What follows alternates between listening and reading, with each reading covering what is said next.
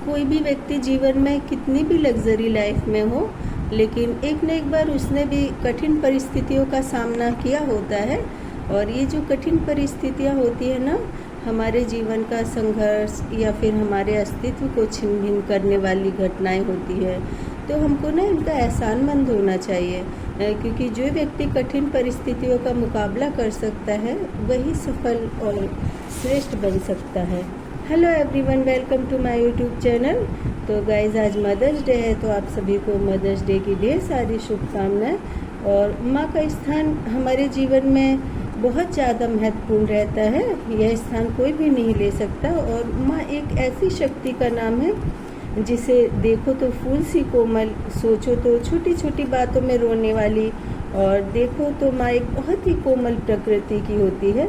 लेकिन जैसे ओम शब्द से सभी मंत्रों का आरंभ होता है, उसी तरह माँ शब्द से सृष्टि का आरंभ हुआ है।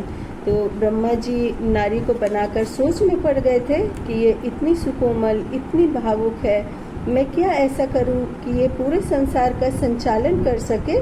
तो ब्रह्मा जी ने नारी को एक माँ की छवि में पिरोया। सोचा कि एक मजबूत, वचनबद्ध, विश्वास सरल, सुकोमल काया में इसका विस्तार करने से ये धरती के अस्तित्व को संभाल लेगी।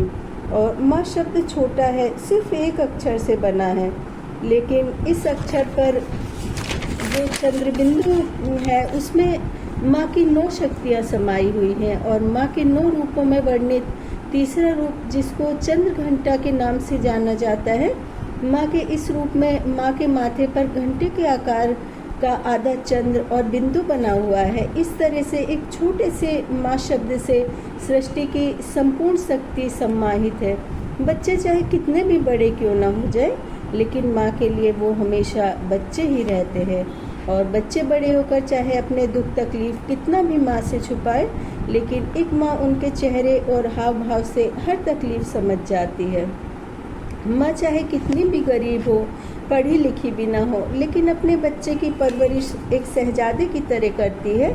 और कभी आपने देखा होगा कि ईंट भट्टे में तपती धूप में रेत के ऊपर खाली पैर ईंट बनाती और ईंटों को भट्टी में रखने या तसले में मिट्टी ढोने का कार्य करने वाली माँ अपने छोटे बच्चे को अपनी साड़ी के पल्ले में अच्छी तरह से बांध देती है।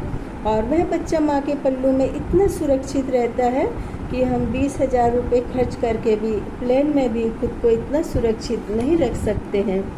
और जब एक लड़की की शादी से पहले उसके माँ बाप उसको इतना ज़्यादा प्यार करते हैं और इतना ज़्यादा उसका ध्यान रखते हैं कि वो एक कॉकरोच या छिपकली से भी बहुत ज़्यादा डर जाती है और ये सारा घर सर पर उठा लेती है। और वही नाजुक सी लड़की शादी के बाद माँ बनकर अपने बच्चों की ढाल बन जाती है।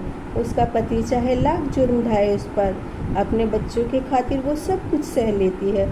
और कुछ पति सारी उम्र धमकी के नाम पर अत्याचार करते हैं, तुझे तलाक दे दूंगा, घर के बाहर फेंक दूंगा।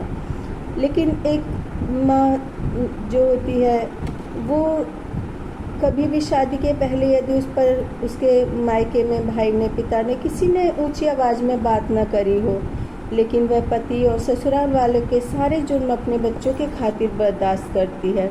माँ अपने बच्चों से कुछ चाहती है तो वह ये कि उसके बच्चे कामयाब बने, हमेशा खुश रहे।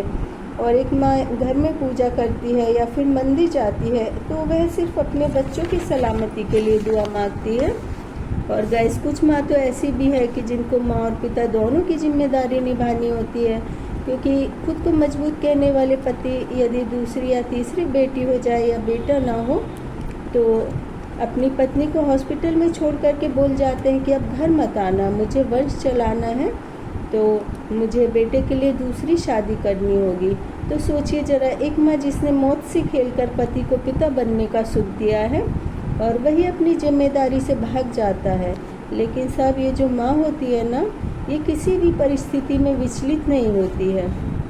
अपनी बेटियों को पढ़ा लिखा कर काबिल बनाती है, लेकिन वो हमेशा अपनी बेटियों को समझाती है कि कभी भी आपका सामना आपके पिता से हो तो उनको पूरी इज्जत देना और मान सम्मान देना।